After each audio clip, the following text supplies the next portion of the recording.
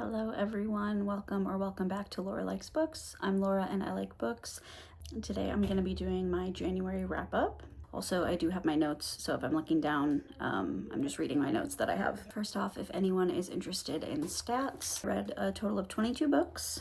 I think it ended up being around 6,600 pages. My average rating for the whole month was 3.91. As far as genres, I read 1 horror, 2 YA, 1 classic, 1 fantasy, 1 romance, 3 fiction, 2 novellas, and 11 thrillers, so half of my books were thrillers. The first one I read was All the Other Mothers Hate Me by Sarah Harmon. This one was about a mother who has moved to a new town with her son. Her son is like part of this prestigious school. She also was in a girl band in her former life. And basically the setup for this is that a kid goes missing on her son's field trip and her son is starting to look a little bit suspicious. So she is trying to solve this mystery and figure out, did her son have anything to do with it? I really liked it. I thought it was really funny. I gave it a 4. I think for me, it's just hard. Like, I've read so many thrillers at this point that it is really difficult for a thriller to just completely blow me away, but I thought it was really good for what it was. Next, I read Stolen Tongues by Felix Blackwell. This one actually started as a Reddit post, and then I guess it blew up and got turned into a book. I gave this one 5 stars. It was actually terrifying. We have this couple, Felix and Faye. They are staying in this cabin that is owned by Faye's parents, if I remember correctly. Without spoiling anything, really weird, creepy things start to happen in this cabin. They are seeing like creatures in the woods. Entities are coming up and knocking on their door and their windows and trying to get inside.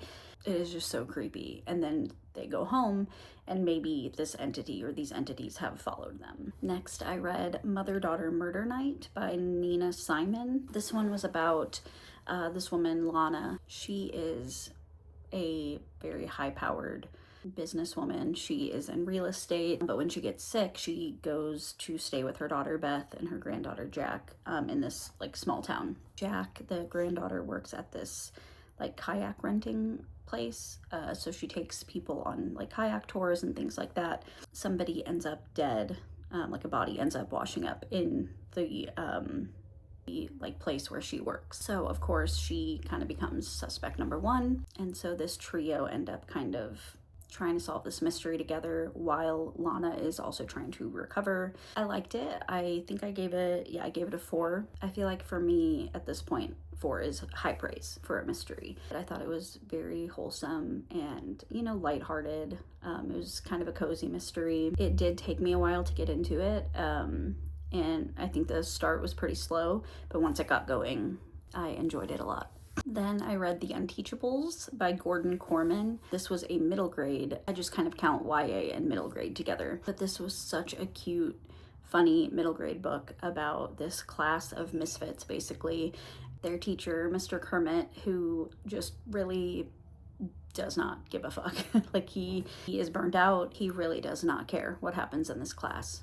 Basically all of the like trouble kids, like kids who no one wants to deal with, get put in this class with him. And so you slowly start to find out why Mr. Kermit, is so burnt out and why he just like doesn't care anymore. And of course with these type of books, as usual, there is a point where everyone comes together to save the day. Basically it's just very cute, very wholesome. It kind of reminded me of like the movie School of Rock, but without the music. I can't remember if I said it, but I gave it a 5. Next up, I read Carmilla by J. Sheridan Le Fanu. This one, I gave it a 2.5. It is a classic. Disappointing because I really wanted to like it. I will say the fact that it was written in the 1800s, like at that time, it was probably like crazy, but I just found it to be so boring. Like I couldn't even tell you what happens because I don't remember anything happening. It is a sapphic, gothic vampire story. It actually predates Dracula, so it was like the original vampire story. All I really remember is there's a girl named Laura. Carmilla shows up and they begin a relationship. and she's a vampire. That's all I know. I also read The Answer Is No, a short story by Fredrik Backman. He is one of my all-time favorite fiction authors. I ended up giving this one a 4 just because I feel like I never really say this, but I feel like it wasn't long enough. It was hilarious. It made me laugh out loud so many times. There wasn't enough of it. We have this guy, Lucas, who I totally related to. He just wanted to be at home, play his video games, just chill.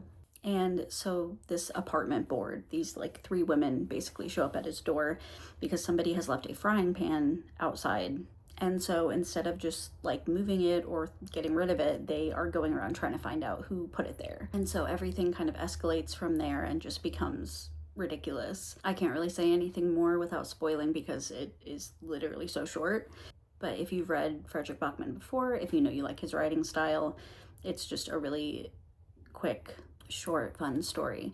Fredrik Backman is I think he is one of the best at writing people. He just knows how humans work, and the way he writes is just so relatable. Next, I read The Vicious Circle by Catherine St. John. I gave this one a 3, I think. This one we have, I think her name is Sveta. Her uncle has passed away and given her his villa. And it's basically this wellness center, and she's kind of confused as to why he's leaving it to her. She hasn't spoken to him in a while, and so she decides to go and see, what's going on. I think the thing with this one, and this is, I probably should have known, I generally do not like books about cults, and this one involved a spiritual wellness cult. But I also just felt like the mystery of what really happened to her uncle and why he was leaving this place to her, and who's really pulling the strings. I just didn't find it very interesting. It definitely was a quick read, I'll say that, but I just didn't really care about the characters or anything that happened. Another 5-star that I had in the month of January was Dungeon Crawler Carl by Matt Dinniman. At this point, I think everybody knows about this book or this series. It is a lit RPG fantasy involving this man Carl and his ex-girlfriend's cat, Princess Donut. I will say, when reading the synopsis and seeing the cat was named Princess Donut, I almost didn't read it. It's cute and everything, but to me it was just I don't know, felt a little cringe, I guess. But I actually am so glad that I read it. And the setup of this is basically that, gosh, how to even explain it? Earth is kind of taken over by this race of aliens, and anyone who is inside a structure, whether it's a building, a car, a house, whatever, all at once everything collapses. So anyone who is inside is dead. Carl just so happens to be outside chasing Princess Donut, and so he is spared. Anyone who is left outside has to make a choice to either die or go into these dungeons. There's portals kind of all over the place, and then they have to get through these dungeons level by level. The aliens, it's kind of like Hunger Games. They can send them packages to help them. They can, it's being televised. There are people watching them fight for their lives. It was just so fun, and it wasn't a perfect book by any means, but I just had so much fun with it, and I cannot wait to continue in the series. I also read Through Gates of Garnet and Gold by Seanan McGuire, which I gave 4 stars. This is book number 11 in the Wayward Children series. 11 books in, it's hard to describe what it's about, but the series in general is about different portals that these kids go in and out of. There's different worlds that they go to. Some worlds are dark and mysterious, some worlds are made of candy. And Eleanor West, she is an adult who has started this school basically for a lot of these kids to kind of live in until they can find their special doors again. The main character, Nancy, was in the first book, Every Heart a Doorway, but we haven't really seen Nancy since then. And Nancy's special world is this hall of statues, basically. It's like the Hall of the Dead. This hall is having an issue now, so she wants to get all the friends together again to help her on this mission. Like I said, I gave this one a 4. Honestly, it was probably more like a 3.5. I'm still very much enjoying the series, but I think for me, this story wasn't what I was looking for. I like Nancy a lot, but her portal, her world isn't my favorite. I also read Anatomy of an Alibi by Ashley Elston. I gave this one 4.5 stars. I gave her last book, First Lie Wins, 4.5 stars as well. I really liked both of them. I think there was just something missing that made it not a 5, and I don't know what that thing is. In this one, we have this woman, Camille. She is married to this guy, Ben, and she feels that Ben has been hiding things, lying to her. We also have this other woman, Aubrey, who has her own troubled past. This is not a spoiler, this is literally in the synopsis, that these two women hatch a plan for Aubrey to pretend to be Camille one night, to try to get answers, basically. That's all I can really say without spoiling anything, but things do not go as planned. Next up, I read It Should Have Been You by Andrea Mara. I gave this one a 3. The synopsis sounded so insanely good. We have this woman who is in this group chat, and she goes to send a text to her sister, kind of talking shit on somebody else, and accidentally sends it to the group chat for everyone to see. And it's made worse by the fact that the woman who sends the text is a teacher, and one of her students is the daughter of the woman that she was shit talking in this message. There is a chain reaction caused by this message. Somebody ends up dying. This all sounds like something that I would absolutely love, but I think my issue was just that for such a crazy premise, it felt like nothing really happened. There were moments of like plot, but the in-between just felt so boring and so bloated, I guess. I did like it better than her book, Someone in the Attic. I think I gave that one like a 2. It wasn't bad, it just wasn't as exciting as I was hoping it would be. Another one I read was Not Quite Dead Yet by Holly Jackson. I think I gave this one a 3.5. This is Holly Jackson's debut adult novel. I actually have not read any of her other books. I know she wrote the Good Girls Guide to Murder series, which has been made into a show, and I'm definitely willing to pick up more from her, but this one was just kind of okay. I think my issue with this one is that it still felt like YA. The main character is supposed to be almost 30, and I feel like she just had a very young voice, and that's totally understandable because going from writing YA to adult is always super tricky. So I don't fault Holly Jackson for it, and I'm still interested to see what else she writes for adults, but I feel like you could have told me it was YA and I probably would have believed it. Basically, we have this woman, Jet, and she is violently attacked one night and gets this complex trauma in her head. And so the doctors basically say, we can try to do this really super risky, life-threatening surgery, which could kill you, or we can leave it, and you will die in a week. How they're able to be like that specific, I don't know. So she decides to just let the death happen. She doesn't want to do this risky surgery. She just wants to live out her last week basically trying to find out who murdered her. I think another issue I had is that it was one of those books where every single person gets accused, but not just in like somebody's thinking like, well, this person could have done it, this person could have done it. No, it's like every person is verbally accused, which in my opinion just gets really repetitive. Like, you just accused that person 5 minutes ago. Now you're convinced beyond all shadow of a doubt that it's this person. Oh no, now it's this person. I'm just not really a fan of that style of mystery. I also read A Box Full of Darkness by Simone St. James, which I gave a 3. This is a very hit or miss author for me. Generally, I tend to enjoy her books, but not like love them. And this one was just kind of middle of the road. We have Violet. I think it's Violet and Dodie are the girls, and then Vale is their brother. Anyway, there's 3 siblings. Their other younger brother, Ben, went missing about 20 years ago. And now they are coming home to their childhood house to basically try to figure out what happened to him. One of the sisters, I think it's Violet, she can like see ghosts. And so her little brother who went missing appears to her, or somehow gets a message to her to come home. So she gets the other 2 siblings and they go back and they try to figure it out. I think my issue with this one is it just had kind of an everything but the kitchen sink strategy. I don't want to spoil anything, but there were just some twists that were like, granted, they were not expected, but I don't think they really served the story in any way. They didn't make sense. That being said, it was easy to get through. It was a pretty quick read. And just like a lot of these other authors, I will still pick up anything she writes. Another YA middle grade book I read was Before the Ever After by Jacqueline Woodson. I think I gave this one 4. This was about a boy named ZJ, and his dad is a pro football player. And he ends up getting injured and ends up starting to lose a lot of his memory.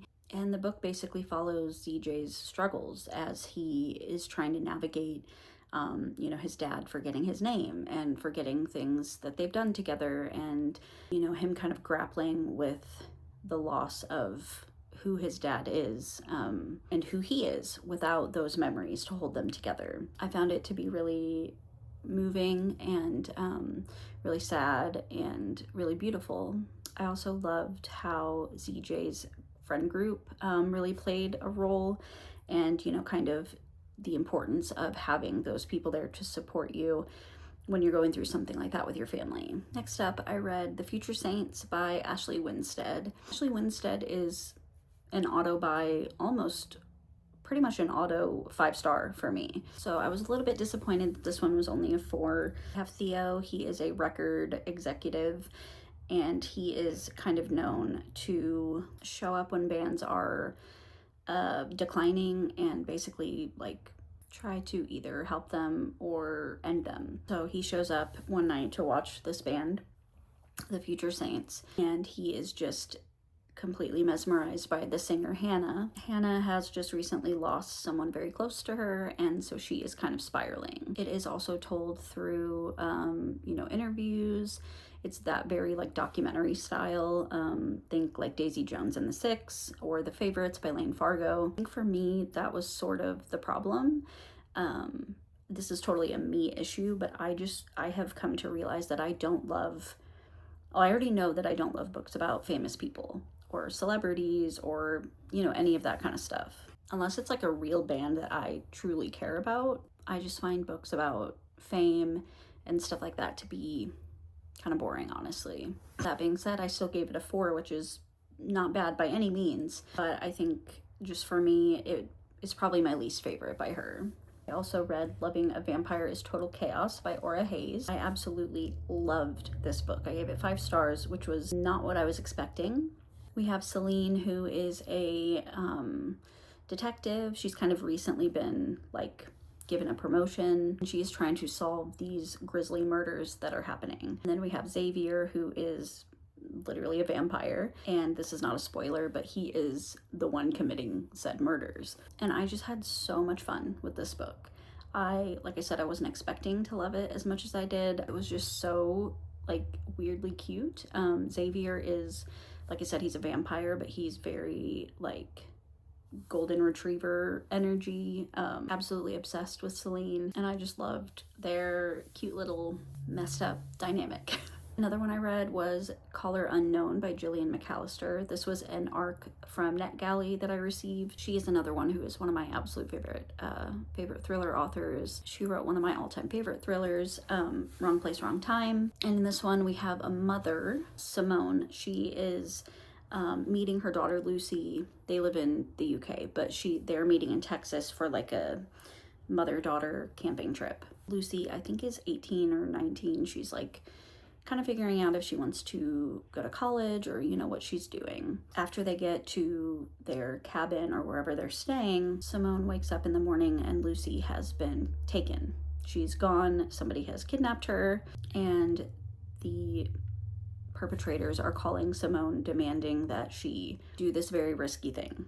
And so the rest of the book is basically her trying to get Lucy back. I gave this one a 4. I did love it. Everything was at breakneck speed. It was so easy to fly through, but I think just compared to her other books that I've read before, it just wasn't quite there. I feel like there was a little bit of repetitive conversations about their relationship and about kind of just motherhood in general, which I totally related to, but I think I would have liked a little bit more action. We also have Everyone in This Bank is a Thief by Benjamin Stevenson. This is the 4th book in the Ernest Cunningham series. I've given every book in the series a 4. This was a 4 as well. Just a great meta cozy mystery. This one is set in a bank, obviously. It says 10 suspects, 10 heists, a mystery only Ernest Cunningham can solve. Yeah, these books are just very, like I said, meta. Like they lay out all of the mystery rules. You know, you have to have fair play and you have to, you know, do all these things, and then he will directly address the reader like, oh, you know, on this page the first death happens, or, you know, he'll point out like, that was a clue. Were you paying attention? And in this one, he is a hostage at a bank heist, but there's all of these people that are like hostages, but they're also suspects. And he says, like, in the very beginning, like, they are all thieves, but what they're stealing is, you know, these different things. I really enjoyed it. I love this series so much as a whole. I think this was a great continuation. My last 5-star of the month was Vigil by George Saunders. George Saunders is probably my favorite author of all time. This book was, I mentioned this in my review, this was Lincoln in the Bardo, same style, but add in Christmas Carol. I have this woman who goes by Doll. She basically comes to people who are dying and she kind of helps them transition into death. She helps them navigate the death process. And so at the start of the book, she is plummeting toward Earth to her next person who she's supposed to be helping. This man is not having it. He is just like horrible and rude. It is hilarious. That's all I can really say, because it is so, it's like I said, Lincoln in the Bardo is the same way. It's like hard to describe because it's basically just a bunch of people like talking over each other the whole time, giving different takes on what is happening at any given moment. But I just absolutely loved it. I also read Broken Country by Claire Leslie Hall. This one I gave 4.5 stars. I really enjoyed it. We have this woman, Beth, and her husband, Frank. They live on this farm. Beth, in her past, was with this man, Gabriel, like when she was a teenager, absolutely in love with him. And, you know, some things happened, so she ended up marrying this man, Frank. Well, Gabriel comes back into town with his son years later, and all of these things start to come to the surface with him being back in town. Beth and Frank have suffered their own trauma. They've lost a son, so that definitely adds to the emotion and everything. And basically, yeah, like a lot of secrets come to light, a lot of things get kind of dragged back up. I think my main issue with this one, and again, 4.5 is not bad, but I think my issue is that everyone in this book, minus Frank, was just completely horrible and unlikable. I have no issue with unlikable characters. I love unlikable characters, but there's only so much selfishness that I can handle. I also don't like when, this was really my main issue, I don't like when someone makes a decision. I'm just trying to say this without spoiling anything.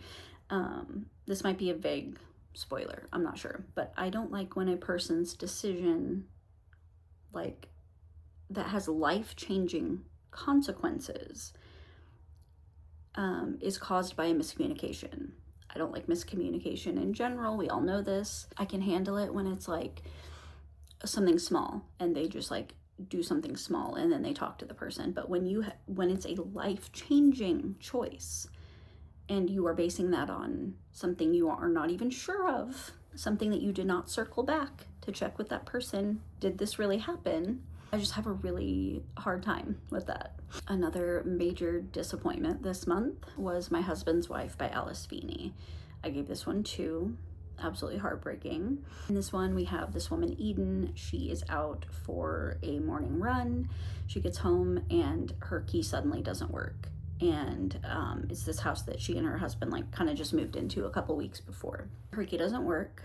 A woman answers the door claiming to be her and saying like, I have no idea who you are, not believing her that she lives here. And her husband comes to the door and she's like, great, my husband's here now, he will back this up. Well, he also says that he's never met her and doesn't know who she is. Super intriguing premise, right? This book could have been so great. Now, I'll just read you my review. I said, this is actually so disappointing for me. I am usually an Alice Feeney defender. Like, a lot of people hate Alice Feeney. They think her writing is over the top, ridiculous plot twist. I agree. Like, I agree. She does ridiculous plot twists, and her writing is very flowery. Totally agree. I don't care. I still love her. And I said, those criticisms are totally valid. Doesn't stop me from normally being obsessed with all of her books. This one, though, I cannot stand when a story is in first person and narrating someone's thoughts, right? We're in their head. And in the person's thoughts, they are claiming to be surprised by something that is later revealed they knew the whole time. Or when people are speaking as if they don't know each other, when no one else is even around, it's just the two of them. And we find out later that they knew each other the whole time. I said, it started off so good and I was hooked, but it devolved into ridiculous, nonsensical, convoluted mess. So sad, and I hope her next one goes back to her typical formula. I can suspend my disbelief a lot, but don't play in my face. Sorry, I'm like heated about this one. I have loved so many of her ridiculous, just completely unrealistic, crazy plot twists. Like, I'm just here for the fun with her. I usually know what I'm getting with her, and it's stuff that doesn't really make sense, but it's still fun. And I will say with this one, like, I was hooked for most of the book until it started that nonsense. Okay, and the last book I read was The Good Girl by Mary Kubica. I've read a lot of her books. I've given a couple of them 5 stars or pretty close. I've given some 3. They're kind of, you know, always around that area. This one I ended up giving a 3. I think this is probably my least favorite by her that I've read so far. I think with her, I just expect more twists, and this one pretty much didn't have any, maybe like one, which didn't really make sense. But basically we have this girl, Mia, and she goes to the bar one night to meet her boyfriend, and he doesn't show up, but she meets this other man there. She ends up going home with this guy, and this is all in the synopsis, but he is supposed to deliver her to his employers and decides not to. So they go on the run and he takes her to this cabin. There's also a POV from the detective who's trying to find her. We find out very early on that she is back home again. So most of the book is just figuring out what was happening while she was gone. I think overall I just found it to be pretty boring. Nothing really happened through a lot of it. I think it was supposed to be more of an emotional read and less like plot and action, and that's totally fine, but I just didn't connect with anyone, so I didn't feel that. That is everything I read in the month of January. Overall, I'd say it was a pretty good reading month. I feel like my ratings were kind of all over the place, but 5 stars is incredible. To be fair, I am extremely like easily impressed. I give 4s and 5s out like it's no big deal. I do feel that I'm becoming more picky the more I read, but yeah, if I'm having a good time and want to keep reading, I consider that to be really good. But that is going to be it from me. Thank you so much for watching, and I'll see you next time. Bye.